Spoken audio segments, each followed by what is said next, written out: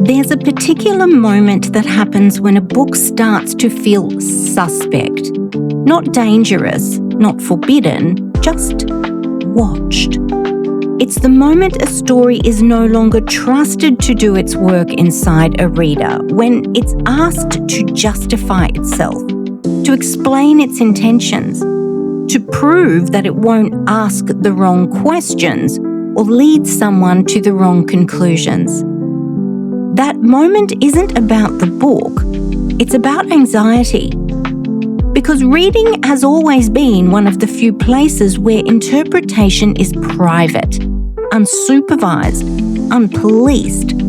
A space where meaning is formed slowly, internally, without consensus. And that kind of freedom has always made people uneasy. In recent years, that unease has sharpened. Stories that once sat comfortably on shelves are being re-examined, recategorized, removed, not always loudly, not always officially, but decisively. Not because they incite harm, but because they refuse simplicity. This episode isn't about shock headlines or lists of banned books. It's about why certain stories, again and again, come under suspicion, what they ask of us as readers, and why, in moments of cultural anxiety, interpretation itself begins to feel like a threat. If this is your first time here, I'm Danielle Robinson. This is Oscar. This is Between the Covers with Danielle, and welcome. This is a space for slower conversations about books and the ideas they carry, the ones that shape how we see the world, often long after we've closed the cover. If you're enjoying this kind of reading, thoughtful, reflective, sometimes a little uncomfortable, I'd love for you to subscribe to the channel and ring the bell so you can join me for future conversations. It genuinely helps, and it allows this work to find the readers it's meant for. Today, we're talking about book banning, not as outrage or spectacle, but as a signal of which stories make us uneasy and why. And to understand that unease, we're going to start with a book that has never quite stopped asking readers to think for themselves. To Kill a Mockingbird by Harper Lee.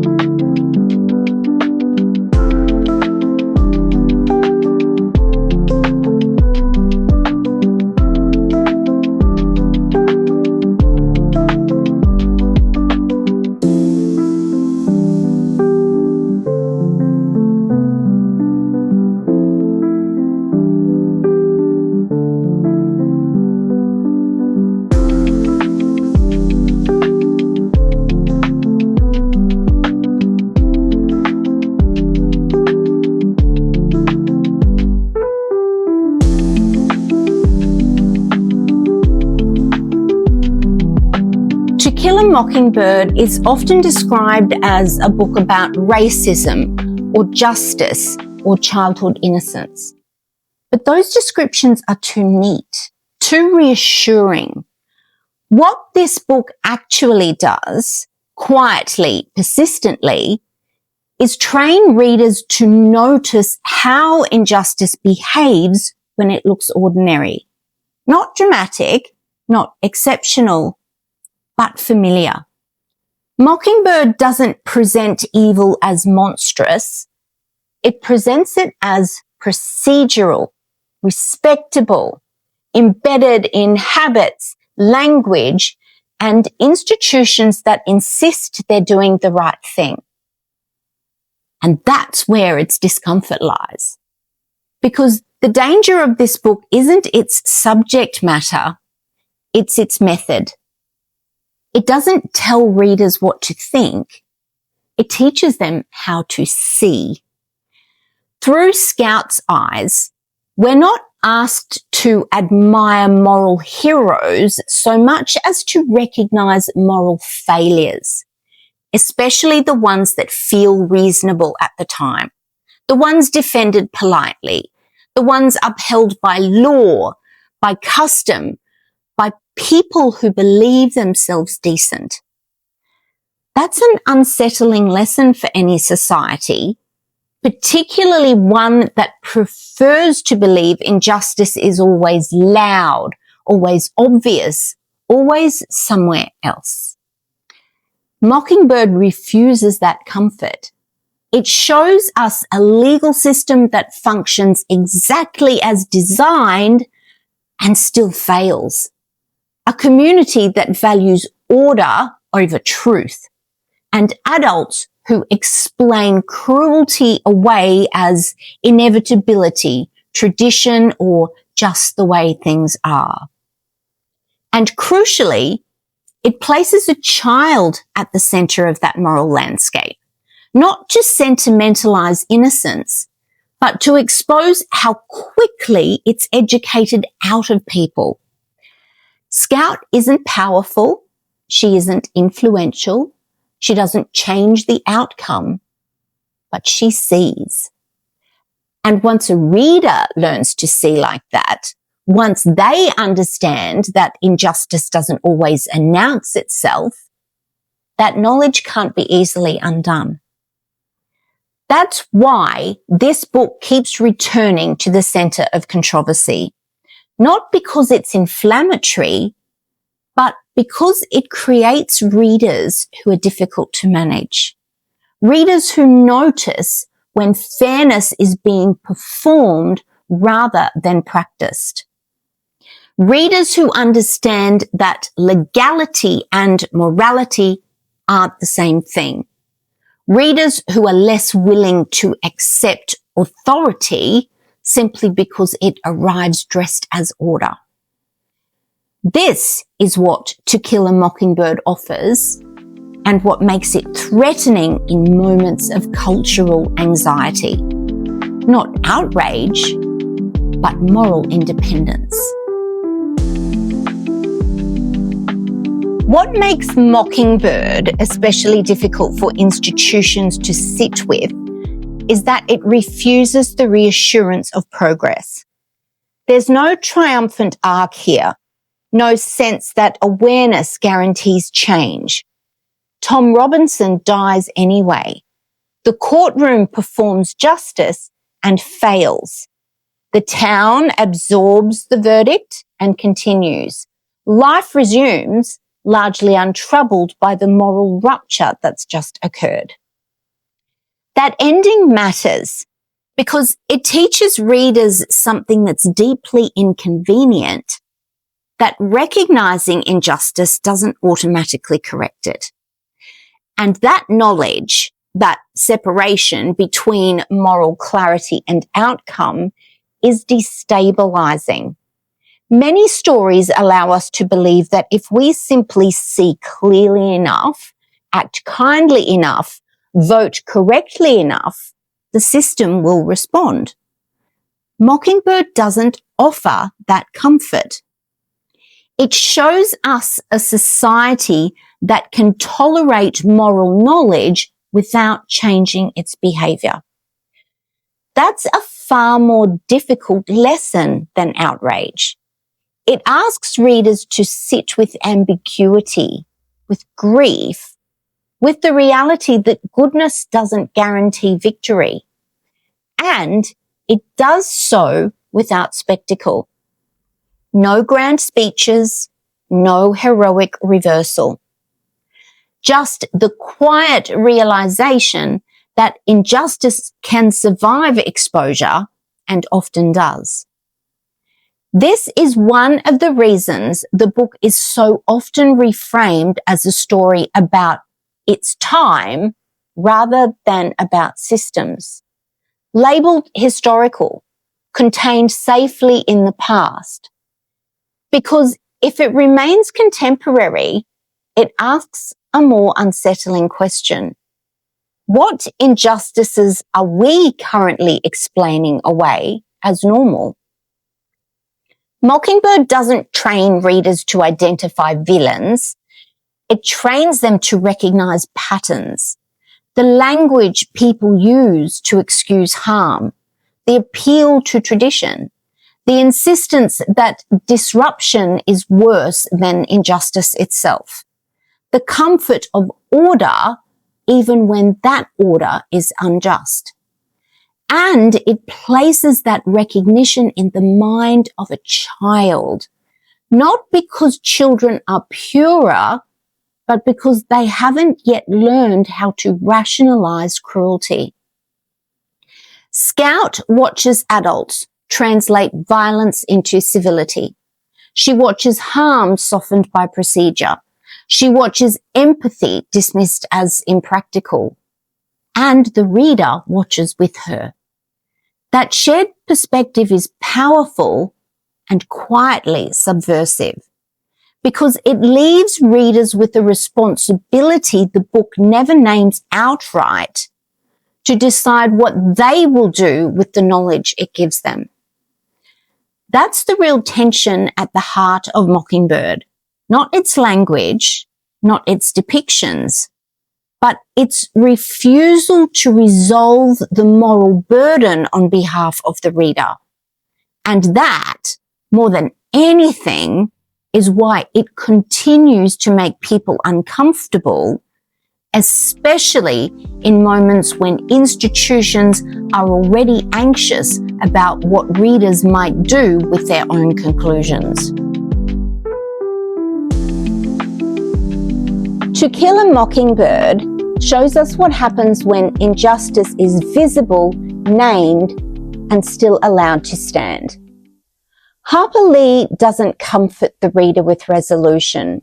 She leaves us with moral clarity and almost no power. Tom Robinson dies, the system continues, and the people who believe themselves decent find ways to live with that knowledge. That's where the real tension begins. Because once you've learned to recognize injustice, once you can no longer mistake procedure for fairness, you're left with a quieter, more destabilizing question. How do you exist inside a world you no longer believe in? That question isn't political, it's interior. And it's the question that sits at the heart of The Catcher in the Rye.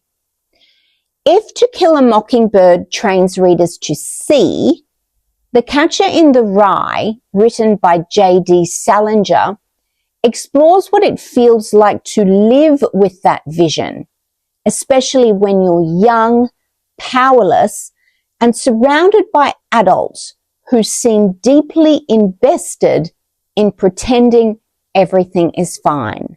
This isn't a story about rebellion in any organized sense. It's a story about refusal. Refusal to perform belief you no longer hold. Refusal to speak a language that feels dishonest. Refusal to participate comfortably in a world that rewards compliance over integrity. And that kind of refusal, unproductive, unresolved, deeply personal, is exactly what makes this book so persistently unsettling. The Catcher in the Rye, written by J.D. Salinger, is often dismissed as a book about adolescent rebellion, about sulking, cynicism, and a teenage boy who refuses to grow up. That reading is convenient, and it misses the point. This isn't a novel about immaturity. It's a novel about recognition arriving before accommodation. Holden Caulfield isn't angry because he wants attention. He's angry because he can hear the falseness in adult language, The way people smooth over cruelty, ambition, and self-interest with politeness and performance. And he can't unhear it. What unsettles readers and institutions about this book isn't Holden's behavior. It's his refusal to translate his discomfort into something productive. He doesn't turn his insight into reform. He doesn't channel it into virtue. He doesn't grow into a useful moral lesson. He simply refuses to participate convincingly. That kind of character is difficult to manage because societies are comfortable with rebellion when it can be framed as a phase, something that matures into responsibility. But Holden's resistance doesn't resolve. It lingers. It's unresolved, unredeemed, and deeply interior. He doesn't argue that the world is corrupt. He experiences it as false. And there's a crucial difference. Falsehood doesn't invite debate. It invites withdrawal. That's why The Catcher in the Rye has been challenged, restricted, and removed again and again, not primarily because of language or behavior, but because it legitimizes a kind of inner dissent that offers no clear exit. It allows readers, especially young readers, to recognize that discomfort with the world isn't always a misunderstanding. Sometimes it's perception. And once a reader has that permission, once they realize that refusal doesn't have to become ideology to be valid, something shifts. Not outwardly, but inwardly. They become harder to persuade with consensus alone, harder to reassure with surface morality, harder to fold neatly into the stories they're expected to tell about themselves and the world. That's the quiet threat of The Catcher in the Rye. Not rebellion, not anger, but the normalization of non-participation in narratives that feel dishonest.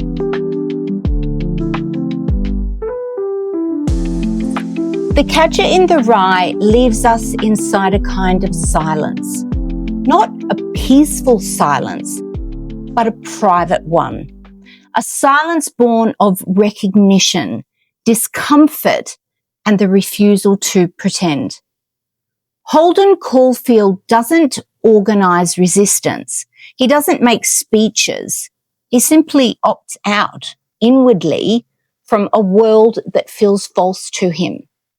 But silence, even principled silence, is a privilege. And it's not one that everyone is allowed to keep, because there are moments when withdrawal is no longer possible, when what you've seen demands to be named, not just felt. That's where The Hate You Give, written by Angie Thomas, enters this conversation. If To Kill a Mockingbird teaches readers to recognize injustice, and The Catcher in the Rye explores what it feels like to live inside that recognition, The Hate You Give confronts the cost of speaking it aloud.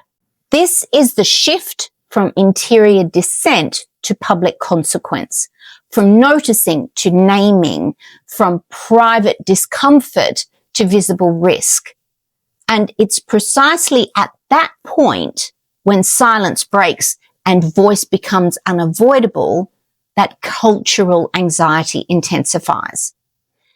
Because a reader who recognizes injustice may be unsettling, a reader who refuses participation may be difficult, but a reader who learns how to speak and understands the cost of doing so is something else entirely. The Hate U Give, written by Angie Thomas, is often described as a novel about protest, policing, or contemporary racial injustice. But at its core, this is a book about voice and what it costs to use it. Star Carter's dilemma isn't whether injustice exists. That fact is immediate, undeniable, and personal. The real question the novel asks is more difficult. Who's allowed to speak and under what conditions? Because speaking in this book is never neutral. It's not expressive. It's not cathartic. It's consequential. Every word Star considers saying has weight. Social, relational, institutional.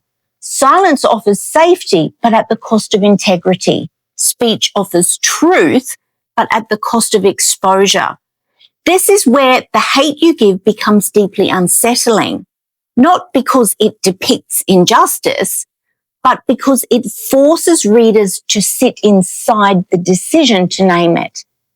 Unlike The Catcher in the Rye, where refusal remains private, this novel insists that silence itself becomes a form of participation, not because the character is morally obligated to speak, but because the world will speak for her if she doesn't.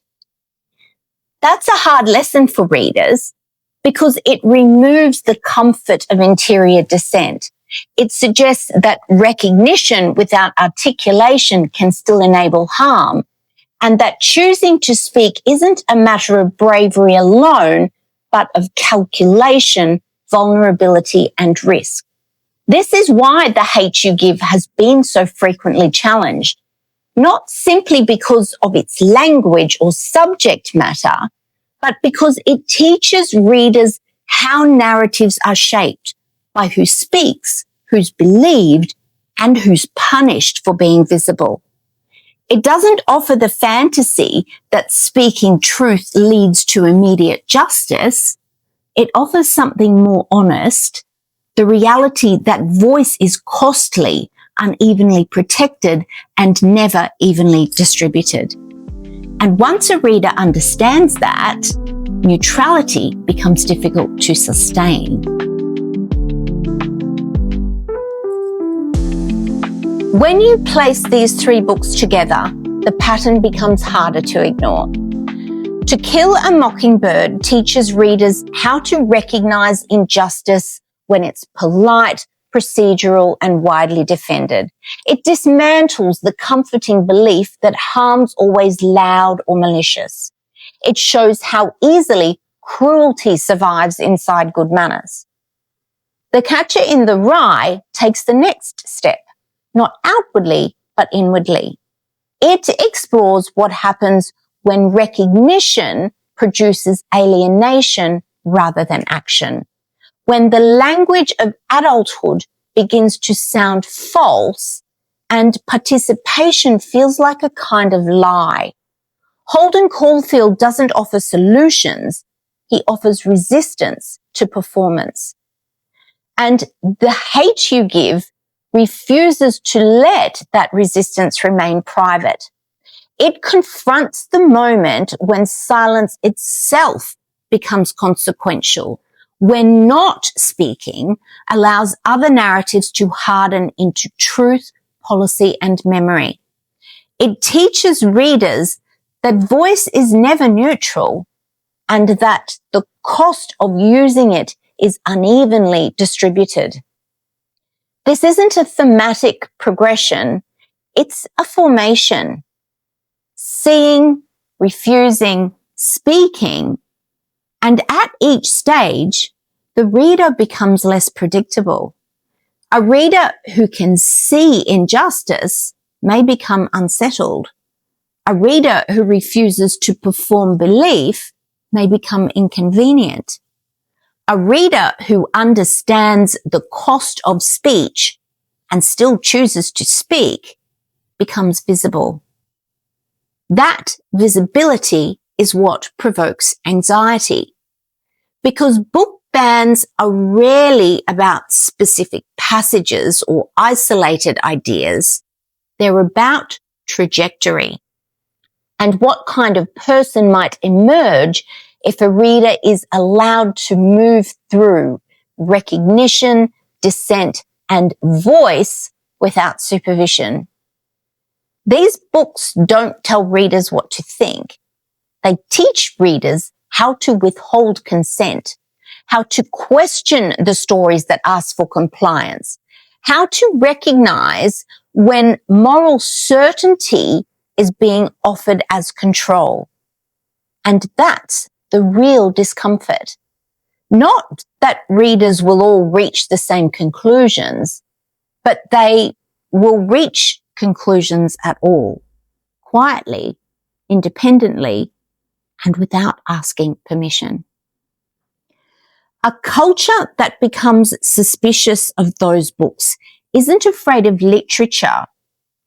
It's afraid of readers who've learned how to see clearly, refuse politely, and speak despite the cost. Between the covers, that formation still happens, slowly, privately, and beyond management. And that may be the most unsettling thing of all. Thank you for watching and for staying with a conversation that asks for a little patience and attention.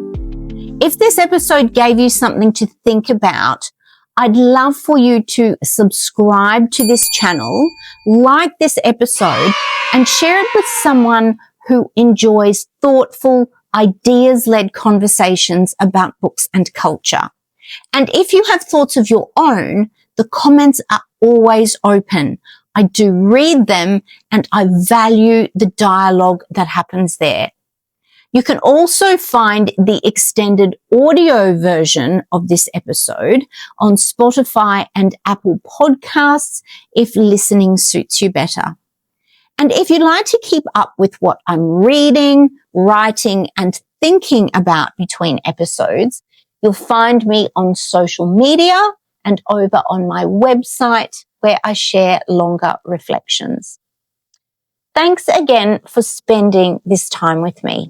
I'm Danielle Robinson. Oscar is fast asleep at my feet, and I'll see you next time between the covers.